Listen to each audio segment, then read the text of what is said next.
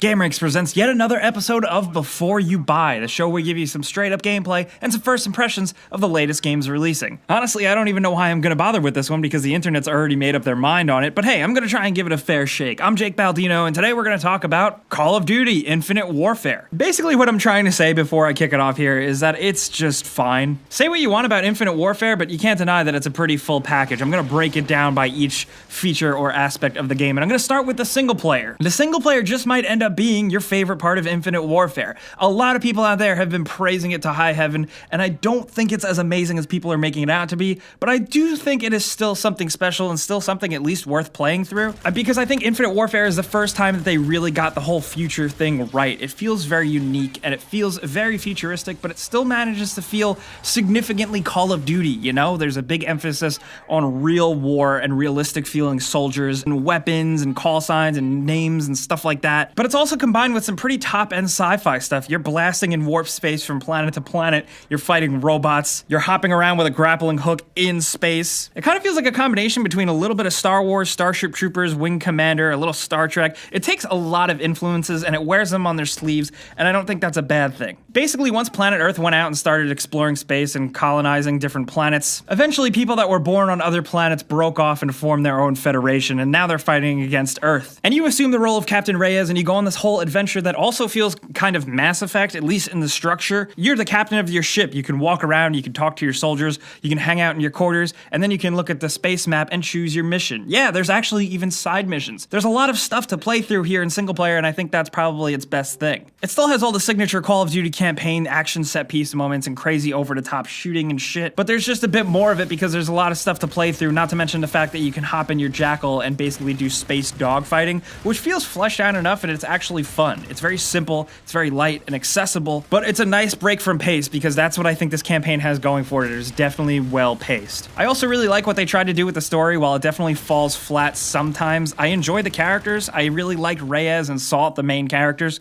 because they're older soldiers. They're not just perfect people. They come off a bit more older and a bit more grizzled, and it was cool to see that perspective playing as Reyes, you know? Like I said, it's not perfect though. Ultimately, the story isn't as satisfying as the actual presentation of it, but it does have its moments and there are just some cool things happening. But ultimately, by the end, you might feel a little bit underwhelmed, but I still think this is really good, and it's probably one of the better Call of Duty campaigns in a while. Yeah, seriously. And I think this is good. I think we're in like the prime time of games that usually focus on multiplayer. They're actually giving us really good campaigns, and Call of Duty Infinite Warfare is no slouch in that regard. And honestly, if you're a hardcore Call of Duty person, you're gonna be playing the multiplayer no matter what, but if you're that in-between type of person like me, the single-player campaign is probably gonna be your favorite part of this offering, because now I want to talk about the multiplayer, and while I think it's pretty good, it's solid, and they did innovate enough to really make it feel different, it still just doesn't feel as fresh as I want it to be. Now keep in mind, my perspective, I'm somebody that's been burnt out on Call of Duty like many of you, and I was hoping to really find something in this one to really bring me back. And it came close,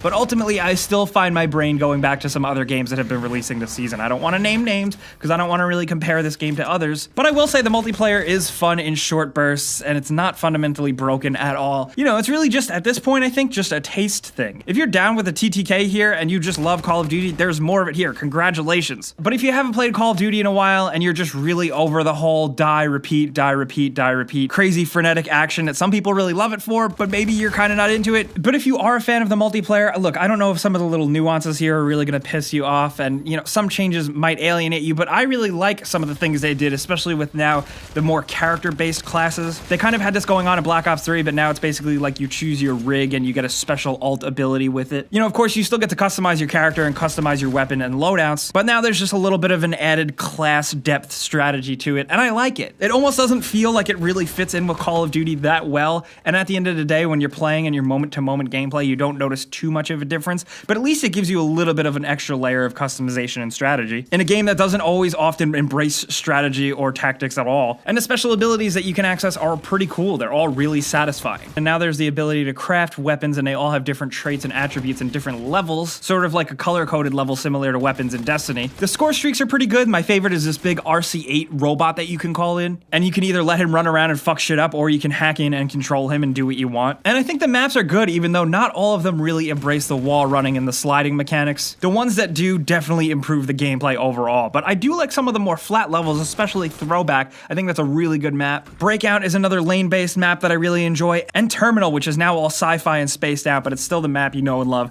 and I play that one a lot. The modes you expect are all there, all the fan favorites, and I really like this new Defender mode. It almost feels a little bit like tag or dodgeball or something, and it can get really crazy, but really fun. And now, of course, there's even more progression this time around with mission teams, which you can sign up for and complete certain objectives and work almost like an online community team. And then, of course, there's still supply drops, which some people get obsessive over, some people really freak out about them. And ultimately, whatever, it's easy to ignore them, even though the game does feel a little bit more pay to win this time around with the way it treats weapons. But ultimately, you can still grind your way through the weapons, although the grind even feels longer than usual. It's not very forgiving, but I think hardcore players aren't really going to give a shit about that. Basically, it's the modern Call of Duty multiplayer that you've come to expect, with a bunch of new stuff that does give you more things to do and does improve the game. Is it going to matter to some people? No, not at all. Is it going to win over people that haven't played a Call of Duty in a while? No, I don't think so at all. Are fans going to be happy with this though? Yeah, I think so. It's a really good combination of Black Ops 3, Advanced Warfare, and some new stuff thrown in. And you know, since some of you guys do actually come around for my opinion here, I'm just not feeling it. I have sunk a ton of hours into it for this video, and I did enjoy myself, but ultimately there's a lot of other games pulling me back, and I'm gonna go play those. No offense to Call of Duty, it's just still not putting its hooks in me like it used to. The other offering that is still pretty good for the people that go for it is Zombies. Now it's Zombies in Spaceland, and it's got even more personality than last time around. It's a bit obnoxious and it's a bit goofy, but it's the most fleshed out Zombies mode yet. And for the people that play that, I think they're gonna be really excited about this, but that's just me. What I do want to take the time and talk about is that if you do get the Legacy edition of this game, if you do get suckered into spending,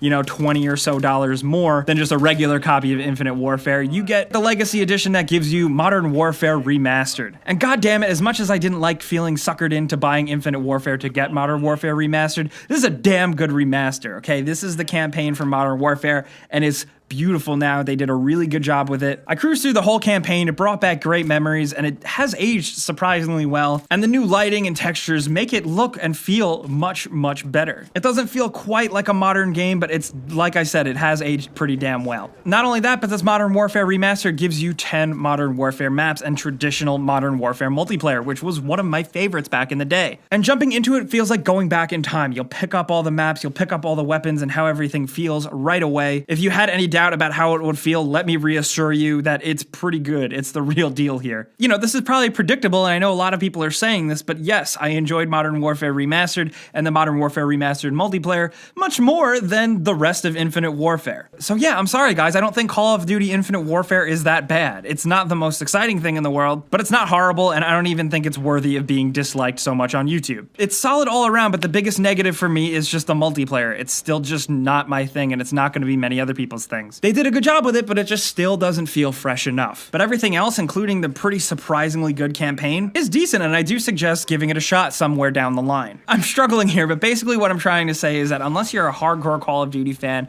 you don't need to run out and buy this thing immediately. But also, don't completely write it off. Do you get what I'm saying? But you guys know that's a before you buy. I give you the pros, the cons, and some personal opinion thrown in, and now I want to hear yours down in the comments. Let's talk about this game. I know people have a lot to say about it. I know a lot of people hate it, but I also know a lot of people love it to death. So I want to hear whatever you have to say down in the comments below. I didn't have time to get into the nitty-gritty minutia of every single facet of the game, but I do want to hear what you guys think. And I'm also going to be on Twitter, Facebook, and Instagram at Jake Baldino talking to you guys over there as well. You guys know the deal. Clicking the like button helps us out a ton, and we really, really appreciate it here. And subscribing if you're new is a great idea because we put out videos like this every single day. But as always, thanks for watching, and we'll see you guys next time.